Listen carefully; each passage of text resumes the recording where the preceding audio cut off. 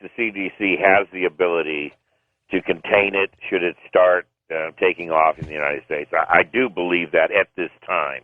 I do have some reservations about how they are handling the case in Dallas. They're kind of acting as though it's not as serious as it is, and I think it is extremely serious. I do too, especially given the fact that of what I just said about the pharmaceuticals. They're not prepared to do anything until it's in their financial interest. And you know, the government of the United States can be pretty bloody ruthless, like the city of Detroit. And in foreign affairs, what we do to other countries if they don't get in line. And it seems a little odd to me that the United States government and the CDC isn't leaning on the pharmaceuticals a little harder to resolve this vaccine question. Well, and the amount of money we spend, I mean, the hundreds of millions of dollars that Jerry Lewis has raised for muscular dystrophy, for example, in the past. So we still don't have a cure for that. I mean, it's like they're just not doing anything. Well, I do believe there's a reason why they're not doing very much at all, and that's because I don't believe the government of the United States and the corporate structure backing that government has the same interest in the domestic population of America as it did 50 years ago, even 20 years ago. I think they're lacking in compassion or empathy towards the American people, because they themselves have become the global citizens that they harp on all the time, the globalization process, the need for interdependent relationships in foreign affairs, the economics-driven side of our government, NAFTA, GATT, the World Trade Organization. Those things seem to be taking over anyone that has an interest in what happens domestically. So if Ebola gets out of hand and it kills a couple of million people in America, I don't see the government doing much more than shrugging right now. And then at the last minute, maybe they'll pull the plug and do something right and fix the problem. But I don't believe our government is the same government we used to think of it as any longer. I think the cynicism runs so deeply now, the bribery, the payoff, the them versus us mentality, I think, exists in reality. I don't think it's a fiction. I think it's real. It is real. People inside the Beltway truly are a them, and there's the U.S., us. ISIS. They seem to be getting close to Baghdad. If we're bombing, why can't we just knock them out? They're in a desert.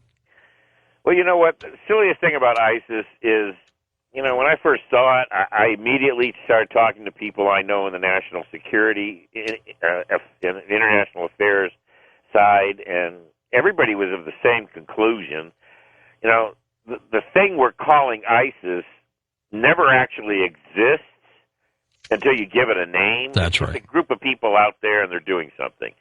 But until you give it a name, so the American people can have an anchor man say, you look at these guys on the TV screen, that's ISIS. And then it became ISIL. Then it just became IS. Like, what is?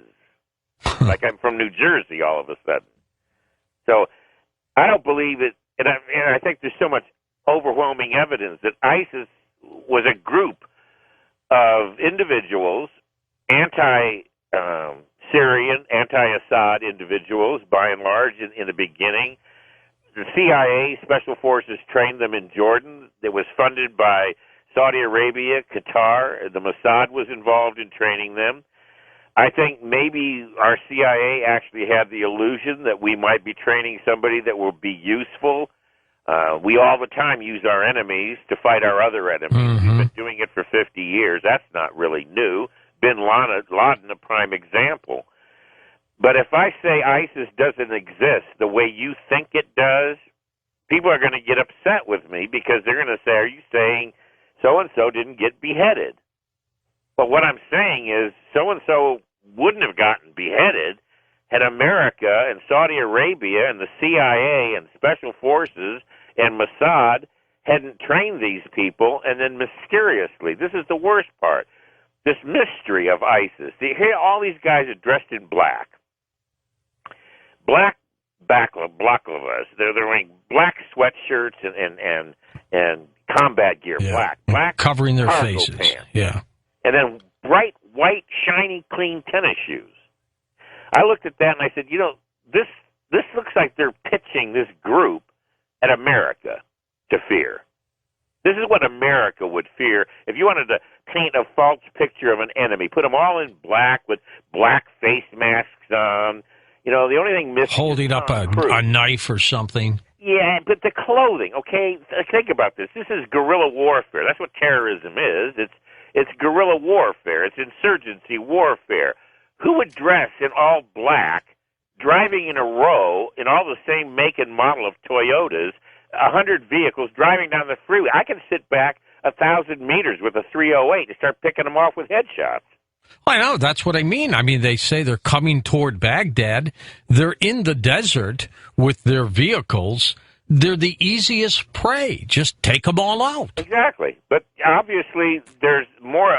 For instance, the bombing that took place in Syria, I followed it very closely. The first phase of the bombing of ISIS in Syria just happened to coincidentally take out Assad's refineries. Yeah. Not ISIS. Assad, the one we weren't allowed to take out 3 years ago when the Russians said don't do it or we'll bomb Saudi Arabia. The UN said no, you're not authorized. The whole world was up against the West going after Assad of Syria. And all of a sudden now we've got a whole new way to bomb Syria into the Stone Age, and it's called, out of the blue, ISIS. Now here's the worst part. There are groups on the ground. There are groups on the ground from Great Britain, Denmark, different groups. They usually get published in defense journals or Soldier of Fortune magazine.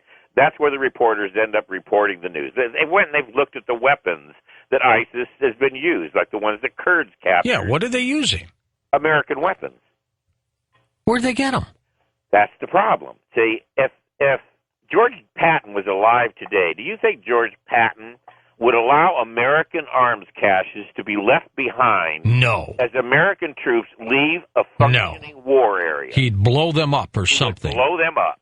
We would not leave arms caches behind, so a group of Looney Tunes that we want to field to attack Assad of Syria can cross over into Iraq, go to those arms caches, arm themselves to try to take out the Kurds.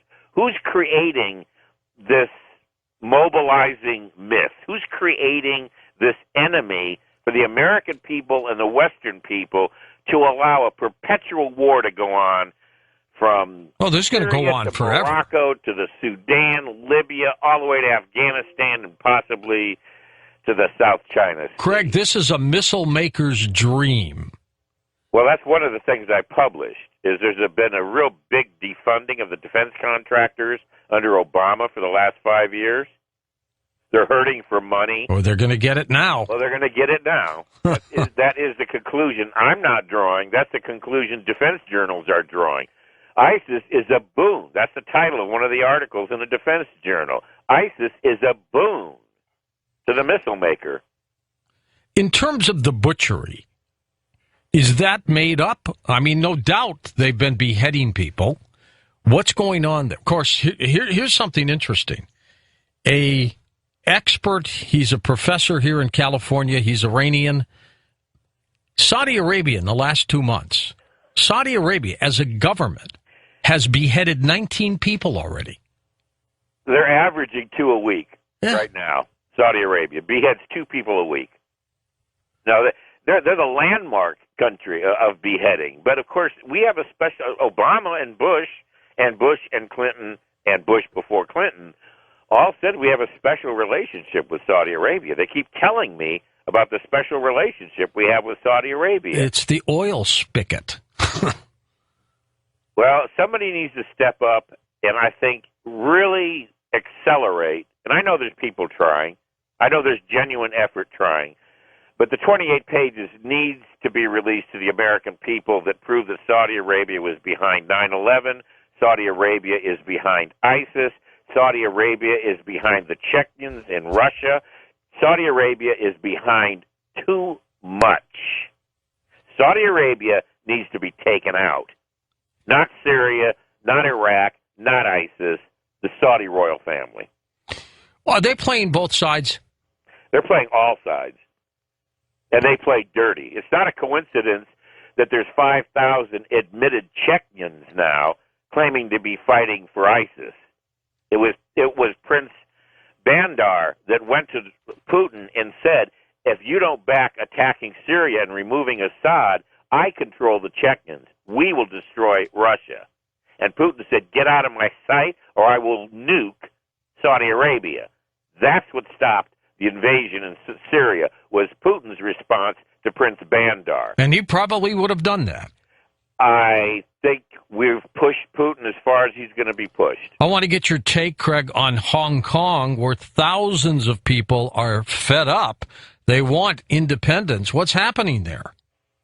Okay, well, Hong Kong has been a linchpin to Western capitalism and something of a spear point pointing at China for a long time. China and Russia, India, South Africa, Brazil, and there's an underlying current right now that Germany might now join BRICS. These are all indicators that some of the most powerful nations that aren't necessarily friendly to the United States have been pushed far enough. And I think we're doing the pushing. You know, I care a great deal about my country. I think I'm fundamentally can be described as a patriot. But I think it is our government, a rogue government, a government that doesn't represent the American people. And I think we're pushing the world to the brink of a conventional war. Maybe not World War III, but, you know, does it really have to be World War III to destroy the economy of America? Heck no. No. Heck We're not making it now. And the people of Hong Kong have had it. They're tired of being under the foot of China. They're tired of being under the foot of a corrupt regime in Hong Kong. Nobody likes the distance between Japan and China and what's going on in the South Sea, in those regions. And China isn't fooling around. They're putting more money into defense and their Navy.